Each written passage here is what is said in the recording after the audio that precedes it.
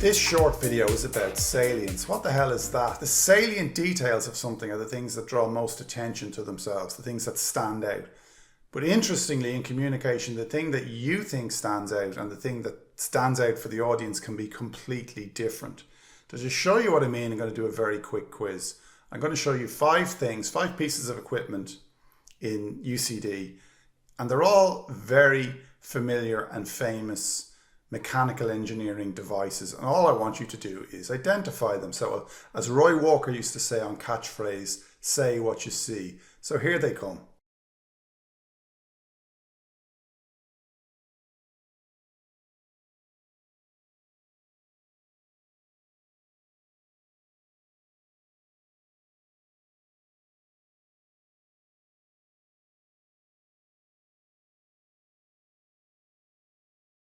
So what was the first one? Well, the first one you would have seen, I think the salient detail here, the thing that would have jumped out at you is 4 heaters stuck on a wall together. And you're thinking, well, maybe this is some kind of space heating experiment. But actually, it's nothing of the sort. The key device here is behind the computer, and it's a little generator that powers those heaters. Those heaters are just there to load the generator.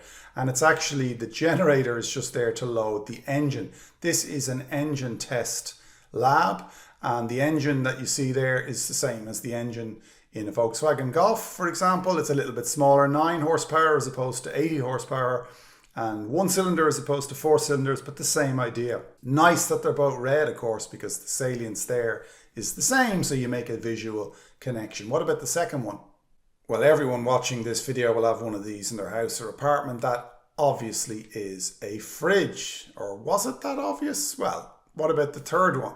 This one may be not something you would have in your house, but something that's been around for hundreds and maybe even thousands of years. The key element is in this little perspex box, and in there is what's called a Pelton wheel turbine, and water falls on it and it spins, and you will have seen these many times in the past.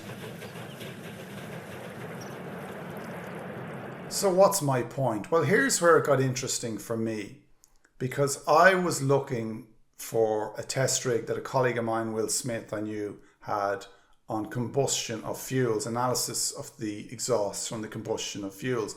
And you might be thinking, I think I spotted that in that gallery. But I went into the wrong lab, the one next to it, and I saw this device and I thought this was the combustion rig. I mean, it looks like some kind of a closed furnace that maybe you can control the flow of oxygen into and then extract the exhaust from and analyze them.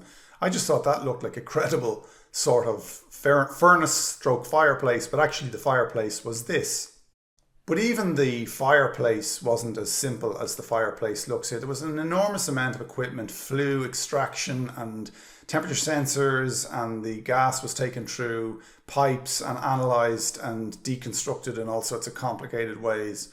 So even the salient details of the lab that the fireplace was quite clearly in were themselves not obviously what they look like they might be. So what's my point here? Well, there's sort of 2 points. Firstly, can you draw attention to the thing that needs attention drawn to? And secondly, can you avoid attention being drawn to things that are not relevant? So looking at the first one, you often see in presentations things like this, and maybe a site that you're going to develop, and it's circled in red there or outlined in red, but in the bottom left. But did you even notice that? And there's a lot of clutter and there's a lot going on. And what are we supposed to see here? I know that's where it is, but what are we supposed to take from this? Maybe you have some kind of a map. Is that clearer? Maybe, maybe not. It's also more abstract. So you put in the size of the site. Do people actually know what 8,840 meters squared means? What does that look like or feel like? So is it clear enough? Is it salient enough?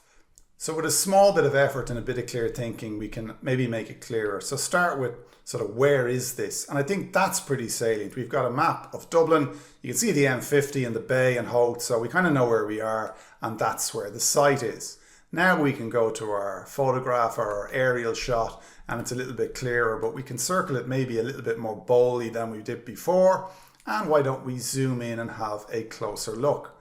But what would really help here is some sense of the physical space, some visuals. So that's a picture, and maybe that's a familiar landmark that the audience will know as an establishing of where this is, and point out to them that the site is on the right of that picture, and turn the camera around to show them the site, and just to give them a feel for what it looks like and how big it is, that they feel they're almost there. Very easily done with a couple of photographs. Maybe the aerial shot helps there, although I don't like the way it's turned the grass brown, because it was green in the other picture, and I think that's saliently slightly jarring. But you might also put in that that's the angle from which the last photograph was taken. Here's something else you could do. Very simple visual analogy. What about that? Everyone has a feel for how big a football pitch is, so it does a lot of work by just popping it in as an overlay onto the site that you're showing them, instead of using that abstract number of 8,000, I can't even remember what it was, square meters. Or maybe you could do something else. You could say, well, this is the building we're currently in. This is our current site. Maybe you're going to redevelop and go somewhere else. So the people sitting in the room will have a feel for how big that is, and will be able to make that mapping across to the new location. It'll take the abstractness out of it and make it more salient. Which brings me to my second point, is what about the things that are jumping into the picture that aren't relevant, that might be drawing the audience's attention, that you're not in control of? For example, if you go into the engineering building in UCD, you will see this. What is it? It's a big red wheel. That's what people see, and that's what it effectively is. But this is part of what's called a beam engine. And the wheel, oddly, isn't really a critical, well, it is critical, but it's not the main power generation component of that beam engine. It's just there actually to smooth out the motion of the reciprocating piston.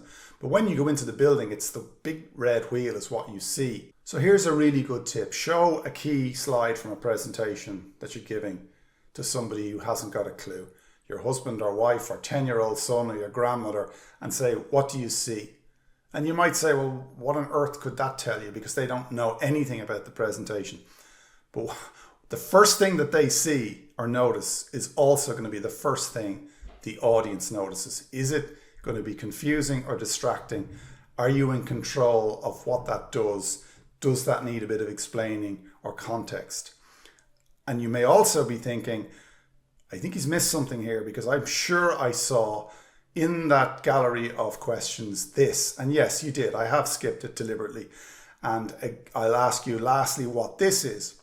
And maybe you're losing your nerve at this stage and you're just not sure of what you're seeing anymore, but you'd be right in identifying that as a rocket, or as a 6th scale model of a rocket, to do some pretty cool analysis of the airflow around the payload in a rocket. Of some research that's been done currently in UCD. And why on earth in the first week of April 2026 did I pick a rocket? Well, from the principle of salience, pretty obvious really, isn't it?